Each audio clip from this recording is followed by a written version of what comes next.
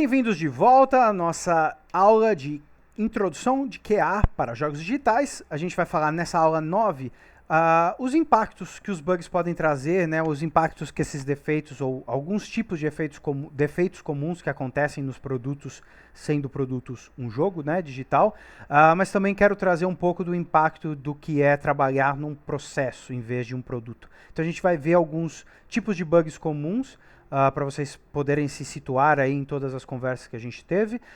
E aí a gente vai ver um grande problema de processo e como que, por exemplo, a gente atua nesse problema hoje e o impacto que é atuar nesse problema hoje, né? Então, vamos, sem muitas delongas, entrar aí no nosso mundo dos bugs, começando por funcionalidade. Funcionalidade, o bug, tipo de bug mais tradicional, né? A gente vai olhar sobre. Então, aqui, a gente tem, vamos usar o Street Fighter como exemplo de vários bugs daqui em diante. Então, a gente tem um problema funcional aqui, né? Onde o Guile usa o arremesso dele contra o Ken, e a gente quebra a funcionalidade, né? O personagem fica preso ao Guile, já a gente não consegue nem atacar ele mais, o jogador que controla o Ken não consegue mais controlá-lo, a gente perdeu funcionalidade, teve um problema de funcionalidade aqui muito claro. Então, um bug de funcionalidade, ele é representado por ser claramente algo que afeta o funcional do jogo, né? Os componentes específicos dentro do jogo. Então, aqui a gente tem um componente, né, que é o grab, a gente tem o componente que é esse agarrão, e esse agarrão não está bem integrado ao jogo, a gente tem um grande problema funcional nele, né? Então os problemas funcionais, eles geralmente são implementações que não cumprem os critérios funcionais. Então existe algum critério aqui que o agarrão deveria ser, a animação termina, o Ken toma dano e a partida volta ao normal, né? O controle volta ao normal. E aqui isso não está acontecendo, a gente tem uma quebra do critério do que é esse agarrão, né? Então a gente criou um defeito. Esse é um defeito de funcionalidade, né? Os defeitos geralmente estão presentes no comportamento em si da funcionalidade. A gente vai ver outros tipos de defeitos que não estão necessariamente no comportamento, né? Então vamos lá. O próximo na nossa lista é um bug visual.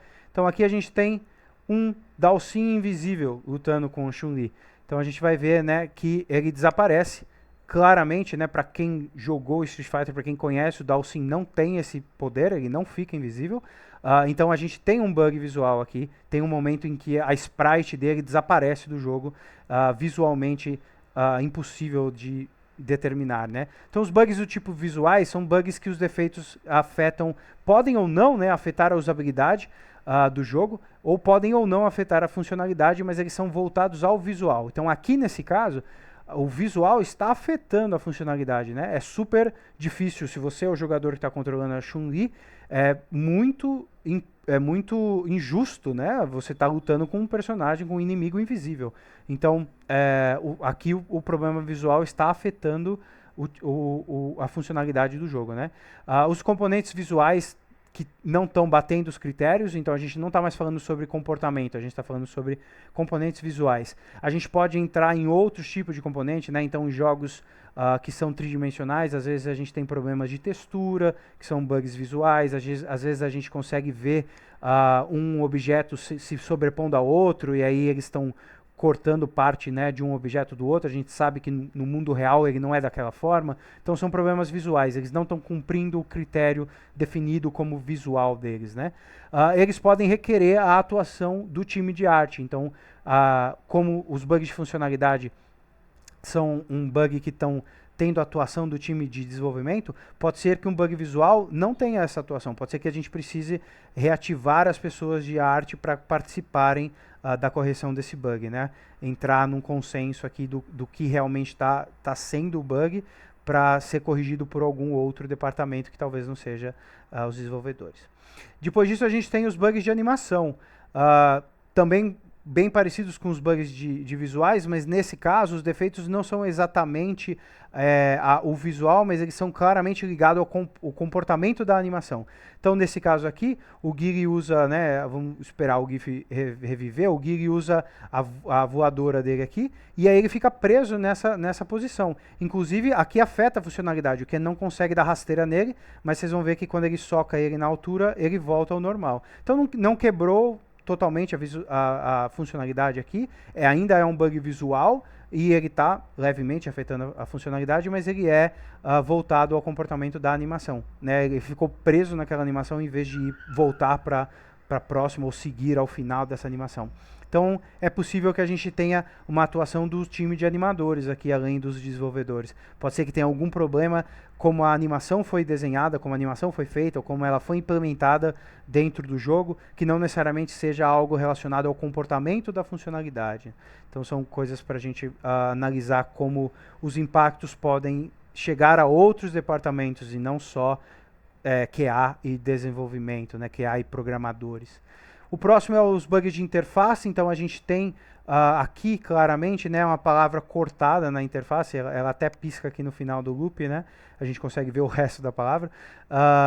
Então eles são defeitos visuais que podem ou não afetar a visibilidade, a jogabilidade, desculpa, mas que são, eles se diferem dos outros bugs visuais porque eles são totalmente ligados à interface ou à experiência do usuário. Então aqui é um bug de baixa prioridade, né? Não afeta demais o jogador. Ele é um bug visual, mas ele é um visual que é voltado ao time de interface, né? Ele vai ser afetado, uma possível atuação do time de UI UX, ao invés de ser o time de arte especificamente que vai lidar, ou o time de desenvolvimento. Pode ser que tenha algum problema na maneira como a animação dessa interface foi desenvolvida. Então, a gente está falando, aqui podem entrar coisas que afetariam funcionalidade, por exemplo, a barra de vida, né, dos personagens no Street Fighter, ela é uma interface, ela é desenvolvida por interface. Então, se você tiver problemas ali visualmente, apesar de ser um problema visual, apesar de ser um problema de funcionalidade, ele é voltado à interface, né? Então ele tem essa conexão com vários departamentos que vão ter que agir em cima disso para ver necessariamente quem precisa corrigir esse problema, né? E aí, em sequência, a gente tem os bugs de colisão. É um tipo específico de bug visual que é claramente conectado a como colliders, ou hitbox, ou os rigid bodies que o jogo usa se comportam, né? Então aqui o E-Honda usa o salto de costas dele, a voadora de costas dele, e tem um encaixe perfeito no colisor com o carro, onde ele fica preso nessa animação para sempre aqui, ele fica preso nesse contato, né? Não é um bug de animação, porque não é a animação que está com problema, né? A gente consegue ver que ele continua gerando golpes, né? O jogo está entendendo como se a gente ainda não tivesse caído no chão. Então existe um problema de colisão aqui, e geralmente isso, em vez de ser corrigido por alguém do código que cuida da programação, isso vai ser ligado a mais quem cuida da parte de implementação dos assets, né, dentro do editor. Então, às vezes, não é o mesmo desenvolvedor, é por isso que é importante a gente saber diferenciar esses tipos de bug, porque a gente está dando, lembra, né, o nosso trabalho é dar direcionamento ao time que vai resolver os problemas, maior clareza em qual é o problema. Então, se a gente generaliza os bugs todos como funcionalidade, às vezes são pessoas diferentes, de departamentos diferentes que vão agir nisso. Quanto mais claro a gente for, melhor é para se decidir quem que vai atuar nessas coisas, né? Em sequência, a gente tem o soft lock. O soft lock é um tipo de bug, um tipo de bug específico que ele gera isso aqui. Ele gera os jogadores ou o jogador fica preso no jogo. Então aqui vocês vão ver, né, o que acontece nesse golpe. O Ryu fica preso nessa, desculpa, o Ken fica preso nessa animação. O Guile também está preso nessa animação. Eles não conseguem mais continuar jogando, eles não conseguem mais continuar a partida, eles tentam até, né, controlar, mover de um lado para o outro e ficam presos nessa animação. O jogo ainda está rodando, vocês conseguem ver que as animações continuam funcionando, o timer ainda está descendo, mas é impossível de fazer qualquer coisa nisso. Isso é um soft lock. Então a gente está falando que é um tipo de defeito que o usuário fica preso num cenário, numa situação, num nível, numa partida, num ambiente, onde o jogo ainda continua funcional, de certa forma, mas as ações e os inputs, porque as ações e inputs ainda são possíveis, mas a gente não consegue desenrolar dessa situação. Então, geralmente, esses são bugs que a gente vai começar a considerar como alta prioridade. Aqui, quando isso acontece, né, o jogador perdeu totalmente o controle dessa partida, tem um defeito muito severo acontecendo aqui, né, a gente já começa a categorizar ele como alta prioridade. Então, soft lock é um defeito que prende o jogador, mas a funcionalidade funcional do jogo ainda está desenrolando, que é diferente do próximo, que é o Hard Lock. O Hard Lock, sim, aqui a gente vai ver no reset do GIF, a partida começa com eles na animação e o jogo trava. Aqui trava mesmo, o fundo já não funciona mais, a renderização não está mais continuando animações, tudo travou, os jogadores não conseguem mais controlar. Isso é um hard lock, essa é a diferença dele para o soft lock. Então o jogo congela, o sistema congela, impede o usuário de realizar qualquer input daqui. No soft lock a gente viu que os jogadores conseguiam mover de um lado para o outro, ficar preso ali, então o jogo ainda estava funcional. Aqui nada, aqui já era, travou, congelou tudo, né? Então uma característica principal dele é que a única forma de contornar esse bug é ou fechar o jogo, Alt F4, desliga o PC, reseta o console, reinicia o sistema, é a única forma de você fugir disso, né? E eles são considerados prioridade crítica. Então o jogador chega nesse bug aqui, a única saída que ele tem é resetar a sua máquina, é fechar o jogo, isso é muito sério, é muito crítico. Então a gente considera eles como crítico. E aí na sequência a gente tem o crash, o famoso crash, né? São o momento que são categorizados quando o jogo desiste. Ele não só trava, ele desiste mesmo, ele fecha, ele some, ele acaba, né? Em jogos para mobile, geralmente ele só fecha, some, não tem mensagem de erro nenhum. Para PC a gente às vezes ainda tem algumas mensagens, ainda aparece aviso, né? Esse jogo não está respondendo, você quer esperar, ou então ele fecha e abre uma mensagem de erro, o jogo fechou porque teve um erro na linha de código, não sei o que. Existem algumas maneiras para a gente usar essas informações que o Crash nos dá, né? Aqui, essa de exemplo não tem especificamente, mas às vezes a gente tem cenários onde eles produzem um Crash Dump, um documento, uma informação, um TXT, alguma coisa pré-programada que dá informação ao time de desenvolvimento por que o jogo morreu, por que ele não conseguiu continuar, né? E de novo eles são considerados críticos, mas também os mais críticos, né? Crash é a consideração mais crítica que a gente tem para um bug, né? É a pior coisa como usuário que você tem a experienciar, né? É você ver um crash. Tá? Então esses são alguns tipos de bugs de produto que a gente está olhando, mas agora eu vou passar um exemplo para vocês sobre o impacto de analisar processo.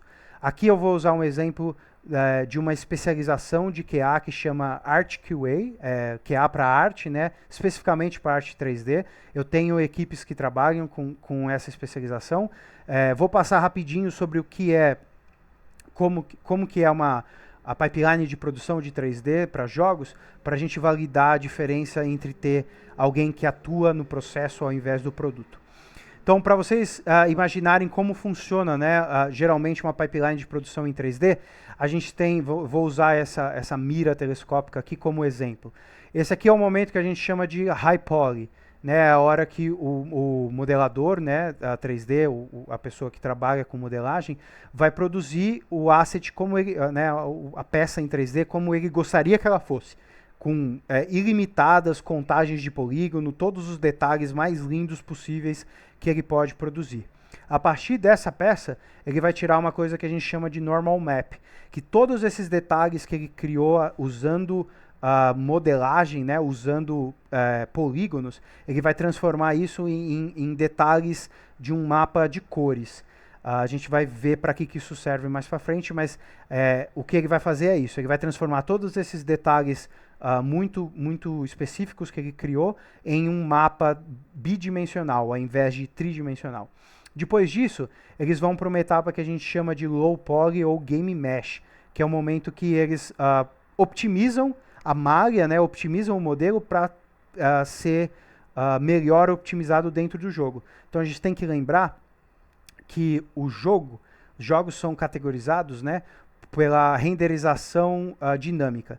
Então, diferente de uma animação 3D, que você está assistindo algo que foi renderizado lá no estúdio e você está assistindo no seu computador, um vídeo disso gravado, o jogo ele está sendo renderizado live, né, ao vivo para você na sua máquina. Então, quanto mais polígonos você tiver na tela, mais pesado é o processamento. Então, um dos trabalhos de modeladores para 3D de jogos, né, é optimizar para ter um modelo bem leve, para ele pesar menos na hora do processo dentro do jogo, né, a hora que você está vendo esse modelo dentro do jogo ser mais leve. Então esse processo aqui a gente chama ele de Game Mesh. Geralmente para uma peça dessa aqui, colocando como exemplo, tá? Geralmente é mais rápido que isso, mas a gente pode definir que um artista leva 2 horas para fazer essa produção aqui, tá? É uma retopologia, né, da peça super densa que ele deixou mais, o artista deixou mais simples, né? E aí o que vai acontecer é, a gente vai, outra etapa desse processo, eles vão tirar o que a gente chama de UV Map, né, que é quando você pega o modelo 3D e você planifica ele, que é o que você vai usar para texturizar, né? Então a gente está transformando isso num modelo 2D para a gente poder pintar coisas em cima. Esse processo geralmente leva mais ou menos 1 hora para uma peça desse tamanho. Na sequência a gente tem o que a gente chama de bake. Então o que acontece aqui é, o artista vai pegar aquele normal map que ele fez aqui atrás, no high poly, e ele vai reaplicar ele dentro desse low poly aqui, dentro do Game Mesh. Então vocês conseguem ver que ele conseguiu replicar todos esses detalhes que ele tinha aqui dentro dessa mesh usando esse normal map, mas ele ainda continua poligonal, tá vendo como aqui é retinho, igual aqui é, diferente daqui que é bem redondo, né? Então ele aplicou detalhes usando esse normal map dentro desse modelo que era mais leve. Então agora o que acontece? A gente tem bem menos polígonos, mas visualmente ele é bem mais próximo do bem detalhado, né? Esse processo aqui de bake geralmente para uma peça dessa, 1 hora. E aí depois disso os artistas vão texturizar em cima do bake, então eles vão pintar texturas. Uma peça mais complexa pode levar até umas 4 horas, uma peça desse tipo aqui, né, vai ficando mais complexo conforme a peça for ficando mais pior para ser texturizada, né? Então eles pintam em cima desse bake, onde a gente tem os detalhes, eles vão pintar a textura para dar o visual final. Agora imagine que isso aqui tudo aconteceu, esse modelo entrou no jogo, a gente está jogando com essa mira telescópica na arma, e aí você usa a mira para observar, e aí nesse momento a gente teve essas 8 horas de produção, você só encontrou um defeito, aqui imaginando que tem um defeito nesse círculo vermelho, a gente encontrou um defeito aqui, agora, dentro do jogo, você como QA observou isso, né? O que acontece? Se esse defeito for um defeito de malha, for um defeito de polígono, o artista ele vai ter que voltar nesse processo, ele vai corrigir esse defeito nessa área aqui. E o que isso quer dizer? Se ele fizer alterações nesse modelo, ele vai ter que refazer essa UV. Se ele refizer essa UV, ele vai ter que refazer esse processo de bake. Se ele refizer esse processo de bake, ele vai ter que refazer essa textura.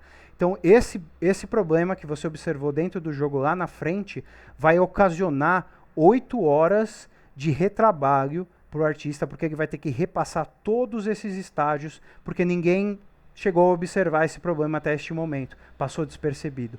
O que acontece hoje? Eu tenho equipes de Art QA que trabalham aqui, eles entram nesse ponto aqui, em 5 minutos eles fazem a análise desse modelo e eles já conseguem apontar se isso vai dar problema na textura ou no bake ou na UV lá na frente. Em 5 minutos eles dão um feedback direto para o artista e eles já avisam o artista, ó, tem um problema aqui que vai afetar os seus próximos estágios. E aí, em vez da gente perder 8 horas de produção para descobrir que houve um problema, a gente perdeu só 2 horas. A gente ganhou 6 horas de trabalho com um modelo desse, um escopo, né, um scope de arma. Agora vocês imaginem um Assassin's Creed da vida que tem 8.000 assets. Né, quantas horas de retrabalho a gente poupa, né? Agora, imaginem que a gente está falando, aqui a gente está falando só sobre uma mira. Imagine fazer isso para um personagem, para o Kratos. Imaginar um personagem todo modelado, como que ele chegou a ser visto um problema só lá no fim. Quanto retrabalho que deve ter para reproduzir todos esses processos num personagem super denso, né? Então, esse é o impacto da gente trabalhar em processo ao invés de produto. Aqui a gente fez o QA de produto, achou um problema, fez a detecção, é nosso trabalho, mas isso gerou um grandíssimo retrabalho para o time de produção, né? Então, se a gente conseguir atuar mais cedo no processo, a gente poupa horas de trabalho, a gente poupa dinheiro da empresa, né? Vai ficar mais barato para a empresa produzir assets, a gente vai conseguir produzir mais assets, né? Então, pô, o artista aqui vai gastar 16 horas para fazer só esse único escopo porque teve um problema. Se a gente tivesse encontrado, esse artista teria terminado em 8 horas e produzido uma segunda versão desse nas outras 8 horas. A gente está perdendo oportunidades aqui por causa da falta de QA, falta de garantia de qualidade, falta de controle do processo, de olhar para prevenir o problema em vez de detectar. Tá? Então esse é o impacto importantíssimo que o QA tem durante a linha de produção. O que vocês podem imaginar aqui é a participação disso em outros departamentos, fora do ArtQA, né, fora do 3D. Então a gente vai falar sobre isso nas especializações na próxima aula, última aula, que a gente fala um pouco sobre as áreas e esferas de influência que vocês vão trabalhar. Beleza? Obrigado, gente. Valeu. Até a próxima aula.